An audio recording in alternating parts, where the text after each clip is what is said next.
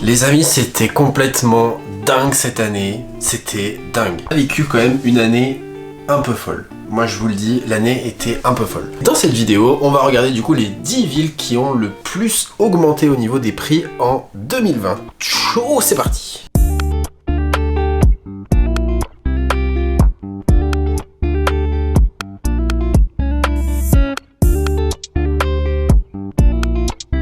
Les amis, bonjour, bienvenue dans cette nouvelle vidéo. Je m'appelle Kevin, pour ceux qui ne me connaissent pas, Kevin Garcia, je suis conseiller immobilier à Clermont-Ferrand et agglomération, et aujourd'hui, nouvelle vidéo. Je suis tombé du coup sur un article qui parlait des 10 villes, le top 10 des villes où les prix de l'immobilier avaient le plus augmenté. Alors ce que j'ai remarqué, c'est que c'est des villes qui ont déjà une population qui est supérieure à 100 000 habitants. On l'avait vu du coup sur d'autres vidéos. Pourquoi est-ce que les prix du coup augmenté? C'est parce qu'il y a un vrai manque de biens sur le marché aujourd'hui à la vente. Du coup il y a un nombre d'acquéreurs qui est plus important, un nombre de biens qui est moins important, donc forcément ça crée une hausse des prix. Jusque là on est bon. Pourquoi est-ce que du coup il y a moins de biens à vendre? Bah déjà parce que les gens attendent un peu en fait. Ils sont un petit peu dans l'attente de savoir qu'est-ce qui va se passer dans les prochaines années. Du coup ils remettent peut-être leur projet immobilier à un peu plus tard, ce qui peut se comprendre tout à fait.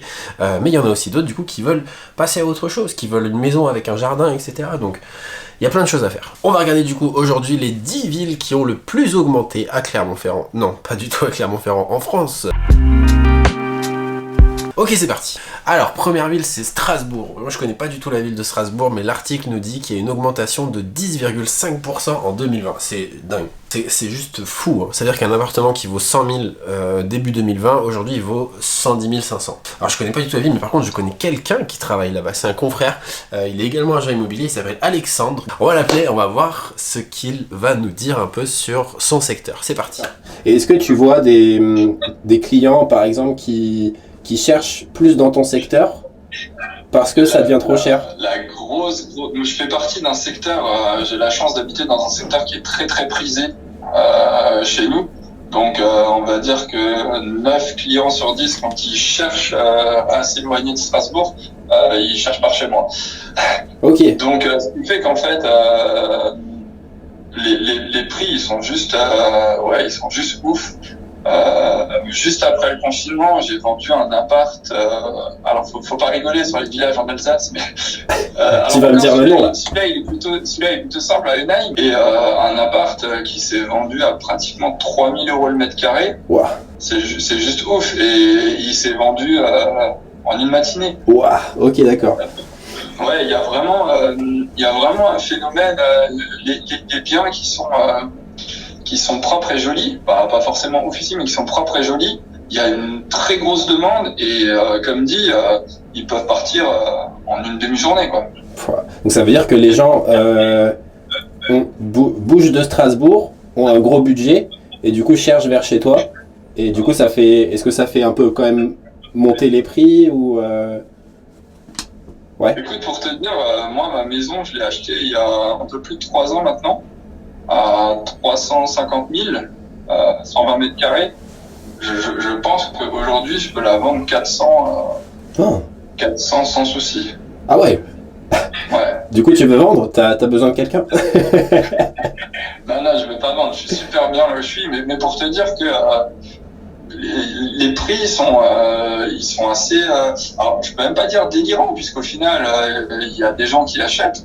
Mais ouais, ça a bien augmenté. Et puis il y a un autre phénomène, c'est que je pense que tu dois le voir aussi, c'est qu'il y a énormément d'acheteurs en ce moment, et à l'inverse, il n'y a pas énormément d'offres. Et puis il y a aussi un phénomène qui doit être un peu dans toutes les villes en France, c'est que ce qui augmente le plus et le plus vite, en fait, c'est les maisons maintenant. Ouais. Où tu as un extérieur, parce que le confinement a fait qu'on se rend compte que l'extérieur c'est quand même sympa quand on est chez soi. Bon merci beaucoup, c'était top. Bon, c'était top. Du coup, avec Alexandre, on passe à la deuxième ville. Alors, deuxième ville, c'est Le Mans. Ok, on annonce du coup sur la période 11,7% d'augmentation des prix, c'est dingue. On a des prix au mètre carré qui sont à 2132 € en moyenne du mètre. Alors après, Le Mans, je connais pas trop, mais j'imagine que c'était du coup une ville pas très chère au départ, et là ça a augmenté un petit peu. Ok, bon, Le Mans c'est quand même une petite ville, hein. Ok, bon allez, ville suivante. Lyon, j'en étais sûr qu'il y avait Lyon. Plus 11,8%. 5652 € du mètre carré. Waouh.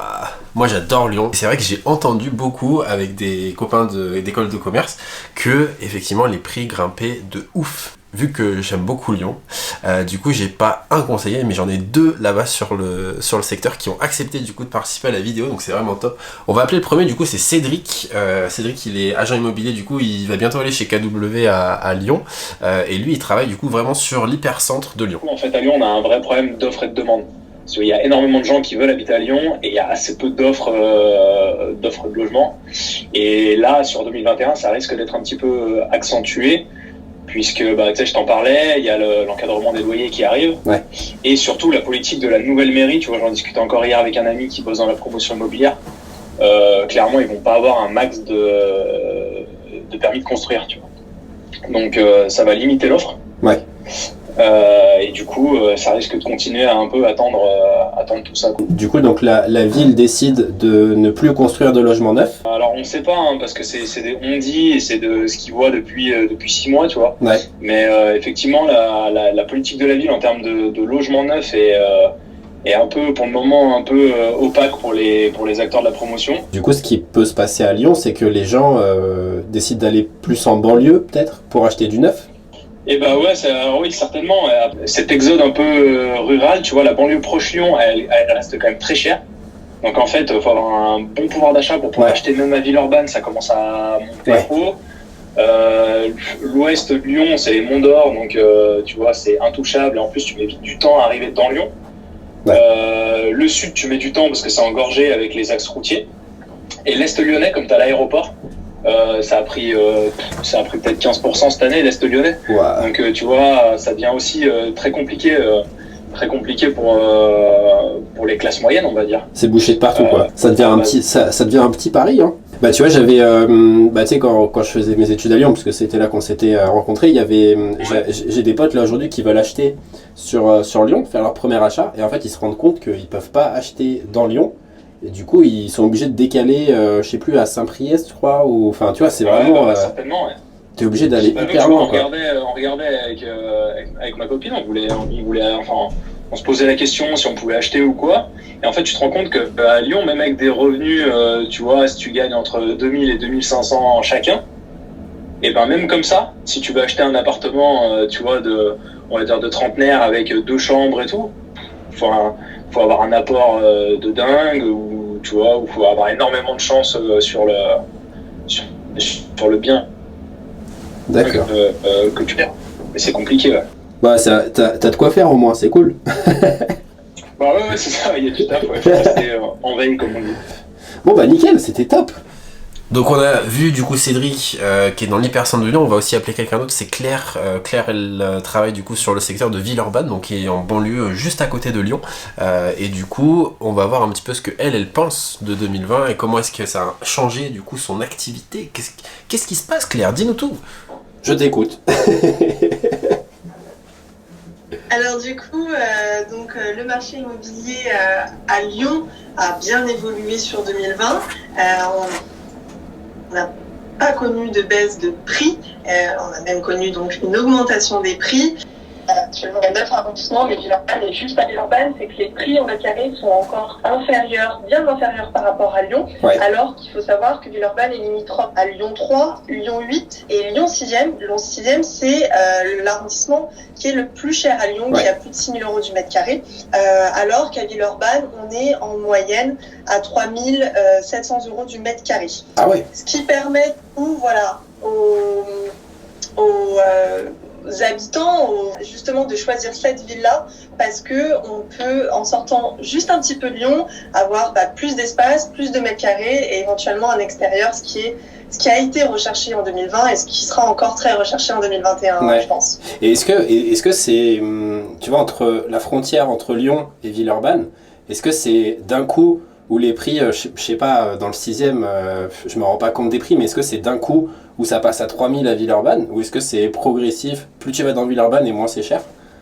C'est exactement ça, c'est progressif. En fait, quand tu es à la limite de Lyon 6, c'est vers le parc de la Tête d'Or, entre Lyon 6 et Villeurbanne. Donc là, on a les prix au mètre carré à Villeurbanne qui sont les plus élevés. On peut trouver du 4007 à peu près mètre carré. Et plus tu t'éloignes, plus tu vas vers la périphérie, donc vers Vaux-en-Velin, vers l'extérieur de Lyon. Là, les prix chutent et on est à moins de 3 000 € du mètre carré selon les endroits. Ok. Et donc, selon les quartiers, c'est très très différent. Et est-ce que toi, par exemple, tu rencontres des acquéreurs, tu sais, qui cherchaient sur Lyon, qui finalement peuvent plus et qui du coup se rabattent entre guillemets sur Villeurbanne en disant j'ai pas le budget en fait. C'est ça. De plus en plus, on se rend compte que les acheteurs rajoutent Villeurbanne dans leur champ de recherche, qui n'était moins le cas avant. Peut-être l'élargissent aussi parce que justement, ils n'arrivent pas à trouver ce qu'ils veulent au prix, à leur budget. Ouais. Donc Villeurbanne rentre maintenant dans leurs critères de secteur. Et ça, je pense qu'en effet, ça va continuer d'être le cas. Ouais. D'accord. Bon bah top. Bon bah cool, Lyon c'était cool. Allez, ville suivante. Ah, Nantes. Ah ouais, Nantes. Nantes, je crois que c'est une belle ville, Nantes. Je suis jamais allé, mais je crois que ça claque. 11,9% d'augmentation, 4 151 € du mètre carré. Je crois que c'est la plus grosse ville en fait de Bretagne. Est-ce que j'ai déclenché une guerre? Ok, ville suivante. On est à Metz cette fois, donc 12,1% sur l'année, 2391 € du mètre carré. Metz, ok, Metz. Pourtant c'est une petite ville. C'est fou que ça ait monté autant, pourtant c'est loin, Metz. De se passer un truc à Metz, mais j'ai pas de contact là-bas, quoi. Tu vois, je connais pas trop Metz. Si vous connaissez un conseiller immobilier sur Metz, je veux bien être mis en relation, parce que j'aimerais bien savoir ce qui s'y trame. Allez, ville suivante. Montreuil. Ok, Montreuil. Quand même, je me disais bien qu'il y aurait une ville en banlieue parisienne dans ce classement. On est du coup à 12,2% d'augmentation, 6 876 € le mètre carré, c'est énorme à Montreuil. Après, je sais pas trop comment ça se passe à Paris, du coup on va appeler un confrère qui est là-bas, il s'appelle Franck, il est au top. Franck, c'est le conseiller immobilier de Paris. Bon, il travaille dans le 10e arrondissement de Paris, mais du coup voilà, je l'ai appelé un peu avant, je lui ai demandé est-ce que tu peux me faire un petit topo de Paris, de la banlieue parisienne, etc. Il a accepté, merci beaucoup, on l'écoute. Sur Paris, est-ce que tu vois une tendance quand même sur les projets des clients? La tendance, en ce moment, c'est plutôt les couples avec un enfant qui sont en train de partir pour soit la province ou soit des villes. Là, tu vois, l'estimation que j'étais, ce sont un couple de personnes qui souhaiteraient partir sur Nantes. D'accord. Est-ce que ça veut dire qu'il y a plus de biens qui sont à vendre à Paris et du coup plus de projets de recherche en dehors de Paris? Ou est-ce que ça change rien au marché à Paris? Est-ce que les prix baissent? Est-ce que toi tu vois quelque chose là-dessus? Alors on a noté une petite baisse dans le 10e arrondissement. Après il y a toujours autant d'appartements qui se vendent. Ouais. Il y a toujours autant d'appartements qui se vendent, mais il y a un peu moins d'acheteurs. Et donc du coup ils peuvent se permettre d'être avant un appartement qui était au prix, qui était mis sur le marché au prix, il partait très rapidement. D'accord. Aujourd'hui, les acheteurs prennent un peu plus de temps pour réfléchir. Avant, en général, tu avais le bien au prix, tu le voulais, tu faisais ton offre et il partait, quoi. D'accord. Aujourd'hui, c'est différent. Ils prennent plus le temps de regarder, de comparer, chose qu'on voyait pas trop avant. D'accord. Ouais, parce que oui, du coup maintenant il y a moins d'acquéreurs sur Paris, donc du coup ils prennent plus le temps. C'est ça, exactement. Moi j'avais toujours l'image, tu sais, du marché à genre les appartements qui se mettaient en vente à Paris et ça partait dans l'heure, t'avais même pas besoin de publier tellement c'était rapide.